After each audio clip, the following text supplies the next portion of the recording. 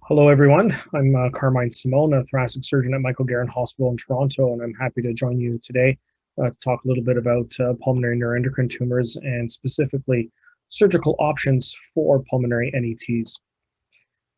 I'd like to thank the committee for asking me to be a part of your day today. All parts of this talk have used images from the internet in our public domain. And all of the material that is actually related to patients, all patient identification has been removed. I have no disclosures to discuss. We'll talk about basically the diagnosis and the workup of the surgical patient or the patient with a pulmonary nodule and eventually an NET. I'll use a case-based approach to surgery for primary lung neuroendocrine tumors.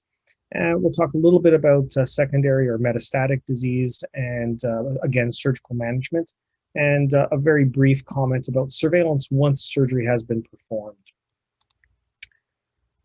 So just an overview, and I think this is going to be known to many of the people that are going to be listening today, but pulmonary neuroendocrine tumors are essentially categorized into two broad categories, which is going to be a low and intermediate grade and a high grade. Although the terminology is a little bit more advanced nowadays, as opposed to what you see there as the typical and atypical. We now use well-differentiated neuroendocrine tumors. But in essence, again, low and intermediate grade and high grade. And when you look at all lung cancers and all lung malignancies, the low to intermediate grade really accounts for less than 5%, while 10 to 15% is in the high grade categorization. And that includes, like I'm sure you have seen before, the terminology of typical, atypical, and then large cell and small cell lung cancers. And when we look at the distribution, it's about 1 to 10 predominance for low grade, intermediate grade to high grade, and then a further 10 to 1 predominance. And when you look at the low grade for the typical and atypical carcinoma, and again, now that's referred to as well-differentiated neuroendocrine tumors.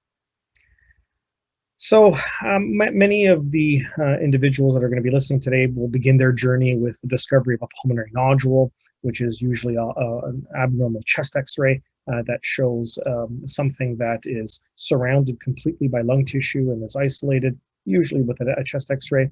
And the workup with that will include, obviously, getting the diagnostic imaging, such as a CT scan. And pulmonary nodules will more often than not be recommended to have a CT-guided lung biopsy. Bronchoscopy for these peripheral nodules is not usually recommended unless there is a navigation or radial probe component to the endoscopy. But in general, for most cases, it's a CT-guided lung biopsy. And when it comes to the patient, there will be obviously an assessment and the determination of other comorbidities and to see what the performance status of the patient is like. And that is typically done with an interview. When an X-ray shows a small amount of collapse in the lung, then what we think about is something blocking an airway, which is really an endobronchial lesion. And that situation, again, a CT scan or a diagnostic imaging is really important, but bronchoscopy becomes much more important. So less important than pulmonary nodule, much more important to an endobronchial lesion. And the CT-guided lung biopsy may or may not be necessary because usually the bronchoscopy will be diagnostic. And the patient investigations will be the same. And again, thinking about performance status assessment, looking at comorbidities, and both of these investigations will include pulmonary function testing, which is a way to quantify the pulmonary reserve of the patient so that we can then decide on treatment. So this is just, again, highlighting that there will be some collapse on the chest X-ray. And again, when we go to bronchoscopy, there's going to be a high incidence of these patients or patients that have this type of imaging that's going to have a tumor, like you can see there, that is partially or completely blocking an airway. And that's why bronchoscopy is very effective in diagnosing these patients. When you look at endobronchial lesions or lesions that look like this that are blocking the airway, about 80% of the time, if there's no other disease, these are going to be neuroendocrine tumors, usually low or intermediate grade neuroendocrine tumors. When we have a lesion that is biopsied, obviously it gets sent off to pathology, and then there's going to be other workup for that lesion. Octreotide scans, which were commonly used in the past, we tend not to recommend that for pulmonary lesions. And really, the diagnosis of the specimen is done by pathology, and to determine the determination of high, intermediate, or low grade is really based on characteristics like Ki-67 score, mitotic episodes within the slide. And again, this is, I'm sure, familiar to many individuals listening to the talk today, and that is consistent with non-pulmonary pathology as well. So for the surgical patient, there is guidelines in terms of how we work up patients to prepare them for surgery. One of the things that we do use as a staging tool is a PET scan. Normally for diagnosis, we use a gallium-68 PET scan, but even a regular or a traditional PET scan is very important because it will determine whether or not there's metastatic disease in higher metabolic lesions, so like the higher grade or the intermediate grade tumors. So you would expect to have a regular or a traditional PET scan as well. Furthermore, we look for things like carcinoid syndrome or syndromic patients. And I think the key here is to remember that all patients that present with either symptoms or present with larger tumors should be discussed in multidisciplinary rounds to work up for things like endocrinopathies or other endocrine disorders, or things called paraneoplastic syndromes, which could be related to the primary disease. MEN1 patients, 5% of them will have lung neuroendocrine tumors, and so that's something to consider as well with workup of patients with MEN. So what I'll do is I'll move on to talk a little bit about some of these cases, and really the first case is to discuss not necessarily a patient who presents with neuroendocrine tumor, but maybe a patient that presents with a primary lung cancer, but within the specimen has multiple little carcinoid islets, as sometimes they're referred to. And this could really be either diffuse idiopathic pulmonary endocrine cell hyperplasia, which is DIPNIC, which is that little acronym there. And sometimes can be referred to as metastatic disease, but I would be very cautious to say that this is not typically metastatic disease and should be discussed, again, multidisciplinary rounds with someone who is an expert in neuroendocrine tumors, because this is usually something that is monitored and not treated as metastatic disease. It is a rare, poorly understood condition, but we sometimes see that in patients who come for lung cancer surgery.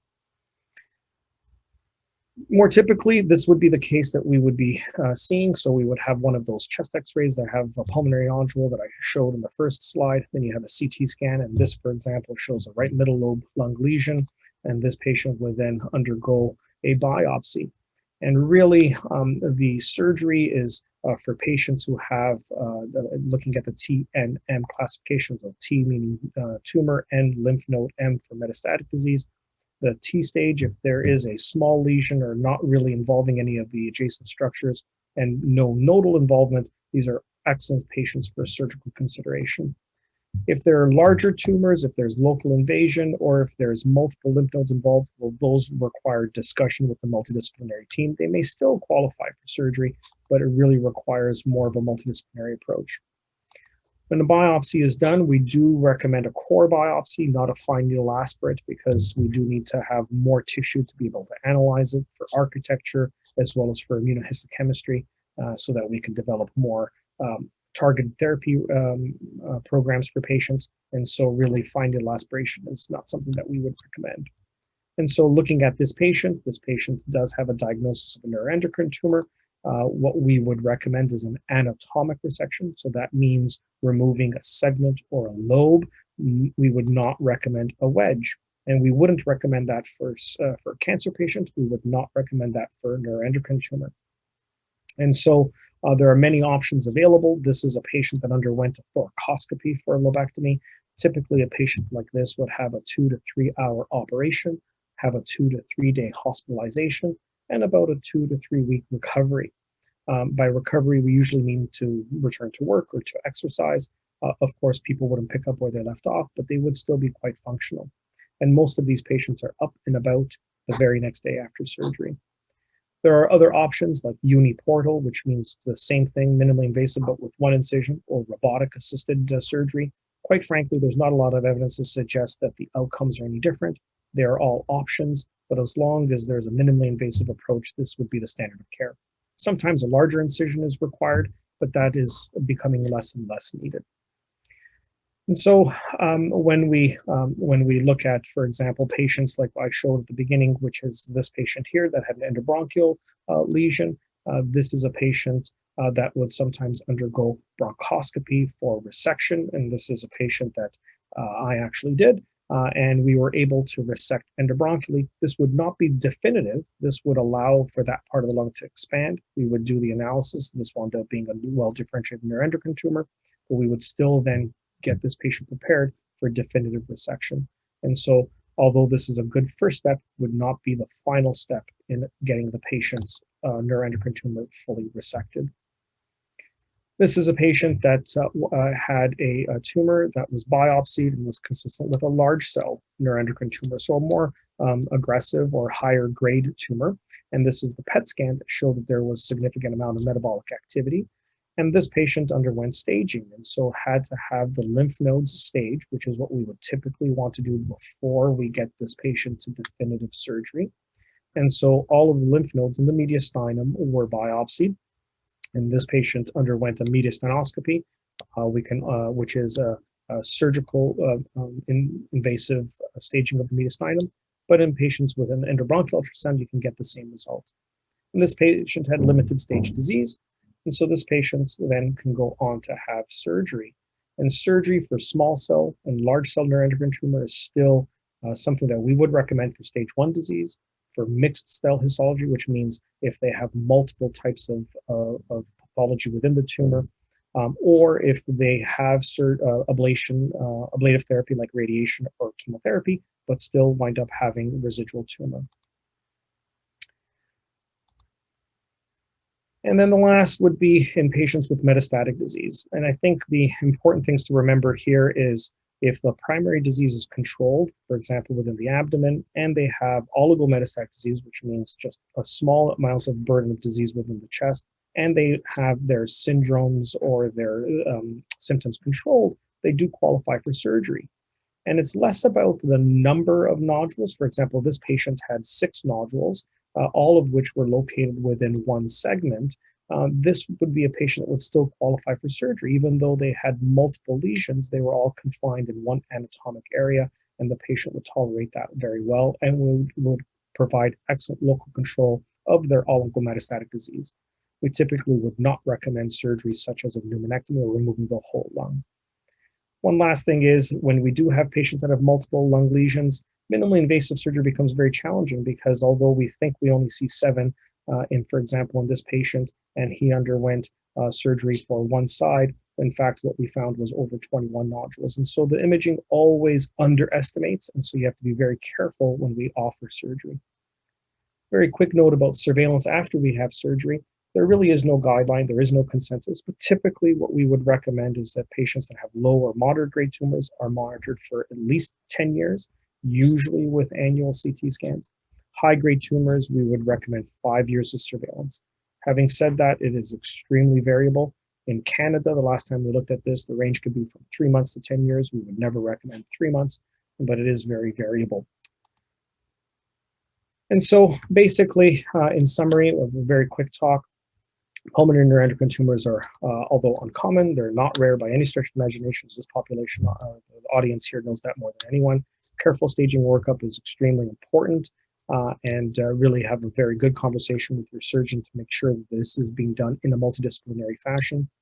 Early stage patients have an excellent surgical outcome, not only from a functional perspective, but also prognostically. Multidisciplinary case conference discussions is, I think, mandatory in patients who have advanced nodal disease or larger tumors. And really, all patients should be offered long-term surveillance for all post-operative patients. Thank you very much. And of course, I welcome any comments or questions, and you can always reach me through email or through the society. Thank you for the opportunity to talk to you today.